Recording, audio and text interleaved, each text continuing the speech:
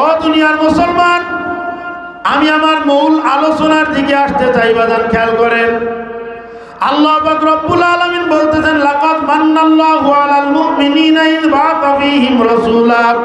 আমি আল্লাহ পাক রব্বুল আলামিন সবথেকে বড় অনুগ্রহ তোমাদের উপরে করেছি। অনেক বড় অনুগ্রহ আমি আল্লাহ পাক রব্বুল আলামিন তোমাদের উপরে করেছি, যে লাকাদ মান্নাল্লাহু আলাল মুমিনিনা ইয বাআসা ফীহিম রাসূলা। আমি আল্লাহ পাক নবী মুহাম্মদুর রাসূলুল্লাহ ফেল করেছে সবাই। যারা বলতে পারে নাই তারা মানে তাদের কথার দিকে মনোযোগ নাই। এদিকে খেয়াল করেন, যে লোকটা ঢুকবে সবাইকে যদি আপনার দেখতে হয়, এটা তো দরকার না যে কয়জন ঢুকতেছে আর কয়জন বেরোচ্ছে আমার গুনতে হবে, এরকম কোনো কথা আছে নাকি? কথা কয় না, এরকম কোনো কথা আছে? খেয়াল করবেন। আরে আগামী বছরের দিকে পর্দাটা পিছনের দিকে না দিয়ে এই পাশ দিয়ে দিয়ে এইখান থেকে এই পিলার পর্যন্ত আটকাই দেবেন ইনশাআল্লাহ। এটা সুন্দর হবে। পিছনেরও পর্দার কোনো প্রয়োজন নেই, রাস্তার মানুষ দেখলে সমস্যা নেই, ওইটা করে এইখান থেকে দিয়ে দেবে। রাগ করতেছেন নাকি আপনারা? আরে একটু বেশি বেশি অধিকার ফলানোর চেষ্টা করতেছি, এলাকার দিকে আসছি না। বাইরে যে অধিকার ফলানোর থেকে এলাকায় ফলানো আরো সহজ না? কথা কথা এদিকে আর অধিকার ফলানো আরো সহজ। এ মনে করেন মনে মনে রাগ হবে, কিন্তু 100টা কিছু বলতে পারবে না, এটা তো ভরসা আছে। খেয়াল করেন, আল্লাহ পাক রব্বুল আলামিন বলতেছেন, আল্লাহকে জিজ্ঞাসা করতেছি, মালিক তুমি অনেক দয়া অনেক অনুগ্রহ আমাদের উপরে করেছো, সব থেকে বড় দয়া আর সব থেকে বড় অনুগ্রহটা কি? আমাদেরকে স্ত্রী দিয়েছো নিজের মনের সুখ পাওয়ার জন্য, এটা কি সব থেকে বড় নিয়ামত? আল্লাহ বলতেছেন, না, এটা কোনো বড় নিয়ামত না। অগণিত সম্পদ দান করেছো আরামায়েশের জন্য, এটা কি নিয়ামত?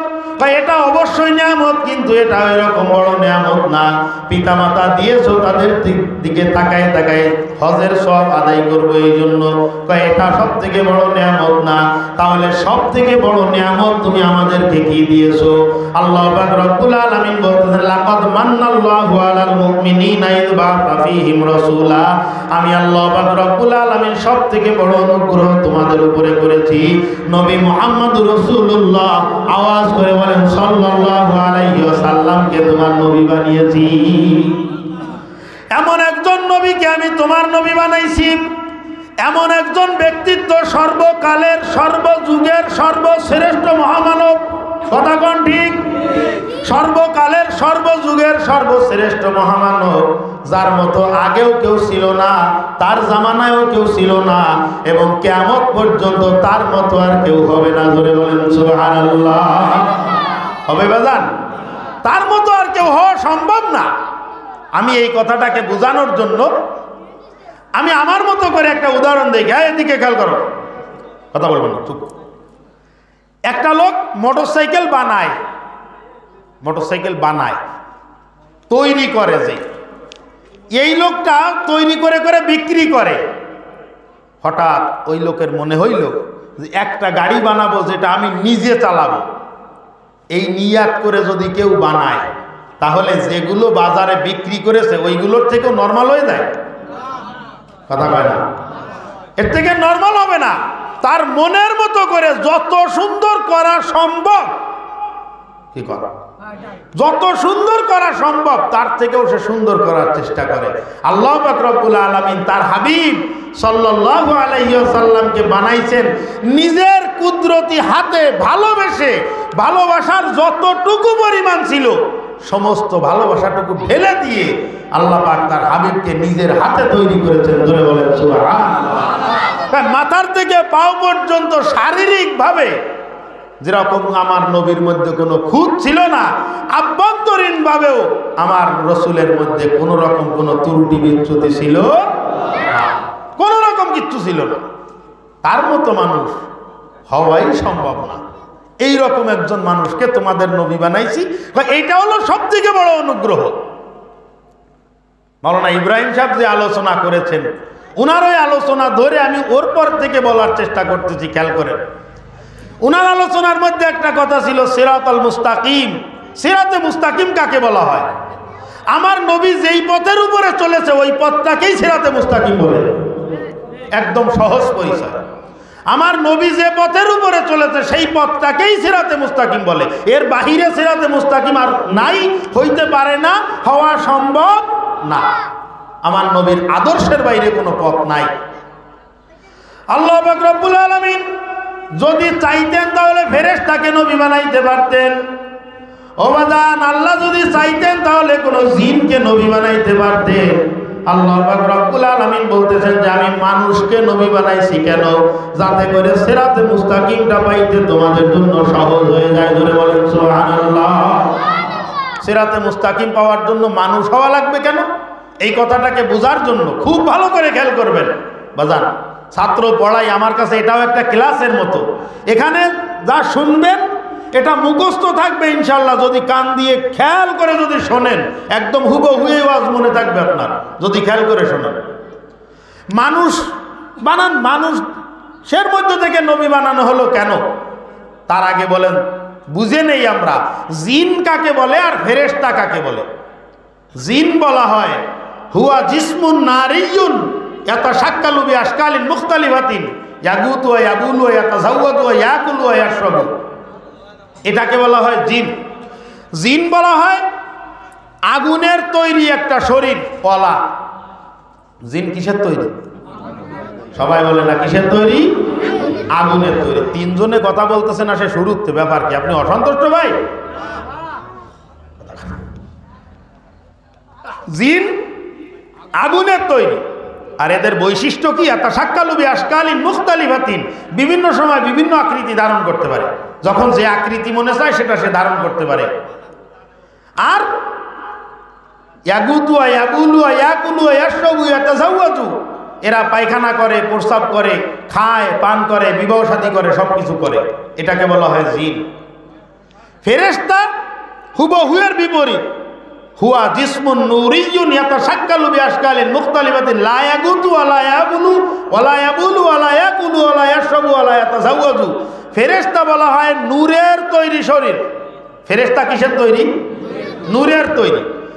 এই নূরের তৈরি ফেরেশতা, এদের কাজ হলো এরা খায় না, পান করে না, ঘুমায় না, বিবাহ শাদী করে না, কোনো কিছু করে না। এইগুলোর চাহিদা এদের মধ্যে দেওয়া হয় নাই। খাওয়া পান করার চাহিদা নাই, ঘুমানোর চাহিদা নাই, বিবাহ শাদীর চাহিদা নাই, কোনো কিছুর চাহিদা নাই। এদেরকে কি বলে? কথা কয় না। এদেরকে কি বলে? ফেরেশতা। এবার আপনি আর আমি, আমরা কারে কয়? ফেরেশতাও কিন্তু যখন যে আকৃতি ইচ্ছা সেই আকৃতি সে ধারণ করতে পারে, যে কোনো আকৃতি ধারণ করতে পারে তারা। এবার আমরা হলাম মানুষ, আমাদের শরীর আগুনের তৈরি। কথা কয় না। আমাদের শরীর নূরের তৈরি না। আমাদের আগুন, নূর, মাটি, বাতাস সব কিছু দিয়ে আল্লাহ পাক রব্বুল আলামিন আমাদেরকে তৈরি করেছেন। ধরে বলেন সুবহানাল্লাহ। এর মধ্যে আবার কারণটা কি, ফায়দাটা কি? এদিকে গেলে অনেক লম্বা কথা বলতে হবে। ইমাম গাজ্জালী রহমাতুল্লাহ আলাইহি দাকায়েকুল আখবারের মধ্যে লিখেছেন, অনেক লম্বা কথা লিখেছেন, ওদিকে যাব না। এদিকে খেয়াল করেন আমাদের আর ফেরেশতাদের মধ্যে পার্থক্যটা কি। ফেরেশতার মধ্যে যে যোগ্যতা আল্লাহ পাক দিয়েছেন সেটা হলো সফটওয়্যারের মতো। এই যে অ্যান্ড্রয়েড ফোনের যে স্মার্টফোনের যে অ্যাপস আছে না, অ্যাপস, কথা বলে। আর এত মুরব্বীরা চুপ করে থাকবে, যুবকরা তো চুপ করে থাকার কথা না। মুরব্বীরা চিন্তা করতে যে সকালে চার দোকানে গিয়ে জিজ্ঞাসা করতে হবে যে তোর দোকানে অ্যাপস আছে। কিন্তু আমাদের বয়সের আমরা যারা বর্তমান যুগের মানুষ, আমাদের কাছে তো এগুলো অস্পষ্ট না।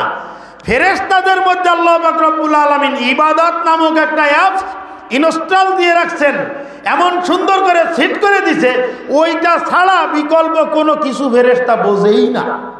ইবাদত করা ছাড়া আর কিছুই বোঝে না, ওর আর কোনো কাজ নেই। যেমন এই মাইকটা চলতেছে, বিদ্যুৎ সংযোগ যতক্ষণ থাকবে এটারে যদি কেউ বন্ধ না করে, আর এখানে যদি কেউ কথা বলতে থাকে, তাহলে যতক্ষণ থাকবে ততক্ষণ সে চলবে। এটা কি নিজের থেকে বন্ধ হয়ে যেতে পারবে? নিজের থেকে যদি বন্ধ হয় তাহলে বুঝতে হবে যেটা নষ্ট হয়েছে। কি বলো? এই ফ্যানটা, লাইটটা এখানে জ্বলতেছে, সংযোগ বিচ্ছিন্ন না, কেউ যদি বন্ধ না করে তাহলে এটা বন্ধ হবে না, যদি হয় বুঝতে হবে যে নষ্ট হয়ে গেছে। কি কথা ঠিক আছে? তা ফেরেশতা হলো ওই রকমের।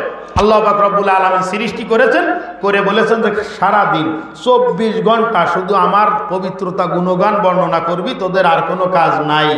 এরকম করে দিয়ে রাখছে, ব্যাস ওরা আর কোনো কিছু করে না, ওটাই করে। এখন ফেরেশতা এত কিছু 24 ঘন্টা ইবাদত করে, আমরা মানুষ, আমরা কি 24 ঘন্টা ইবাদত করি ভাই? 24 ঘন্টা 15 মিনিট করে 5-15 75 মিনিট নামাজ আদায় করা লাগে 5 ওয়াক্ত। সেই 5 ওয়াক্ত নামাজই তো পড়ার সময় পাই না। কথা বলে বেনামাজি নাই আমাদের এদিকে? আপনি জোরে বললেও তো হবে না, কারণ আমি তো জানি। এখানকার খবর তো আমার আর পেপার পড়ে বলা লাগবে না, জানা লাগবে না, এটা তো আমি জানি। আমাদের মধ্যে পর্যাপ্ত পরিমাণে আমরা বেনামাজি আছি, নামাজ আদায় করি না। হ্যাঁ, কি কয় নামাজ আদায় করি না? আমরা নামাজ আদায় করি না। আমরা শুক্রবারে মসজিদে আসি ঠিকঠাক। কি কথা? শুক্রবারে মসজিদে আসি, শুক্রবারে মসজিদ ভরে যায়, আর অন্য ওই দিন আসরে রক্তে ভরে না। তাহলে শুক্রবারে কি আশপাশের সব এলাকা থেকে লোক চলে আসে মসজিদে? বুঝতেছেন না কথা? শুক্রবারে মসজিদ ভরে যাচ্ছে, ওই দিন আসরে রক্তে মসজিদে এক কাতার পড়তেছে না, তার মানে কি বানিয়াখালী এদিকে বসিন্দে সব দিক দিয়ে লোক এখানে আসে জুমার দিন নামাজ পড়তে? এই এলাকার মানুষই আসে, যারাই আসে তারাই আবার আসরে আসেনি, এই জন্য কি জায়গা ফাঁকা থেকে গেছে। কি কথা ঠিক? ও মুসলমান, ফেরেশতারা 24 ঘন্টা ইবাদত করে, আমরা তো 24 ঘন্টা তো দূরের কথা, যে ফরজ ইবাদতটুকু আছে সেগুলোও আমরা সবাই করি না। সেই ফরজ ইবাদতটুকু আমরা ঠিক মতো করি না, তারপরেও ফেরেশতার থেকে আমাদের দাম বেশি না কম? আল্লাহ পাক রব্বুল আলামিনকে জিজ্ঞাসা করতেছি, রব্বি কারীম, ফেরেশতা বানাইছো 24 ঘন্টা তারা ইবাদত করে, এই ফেরেশতার থেকে আমাদের দাম কম না বেশি? আল্লাহ পাক রব্বুল আলামিন বলেন, শুধুমাত্র একটা কাজ যদি তোমরা করতে পারো, তাহলে তোমাদের দাম ফেরেশতার থেকে লক্ষ কোটি গুণ বেশি। বলেন সুবহানাল্লাহ। ফেরেশতার থেকে তোমাদের দাম বেশি হবে, কারণ ফেরেশতার মধ্যে গুনাহ করার মজা নাই, এই জন্য গুনাহ করার সাজাও তারা বোঝে না। তোমাকে আমি আল্লাহ পাক রব্বুল আলামিন বানিয়েছি এমন সুন্দর সিস্টেম করে, গুনাহ করার দ্বারাই কেমন মজা লাগে এই মজাটাও তুমি বুঝবা, এবং গুনাহ করার যে সাজা সে সাজাটাও তুমি বুঝবা। কথা বলেন ঠিক কি ঠিক না?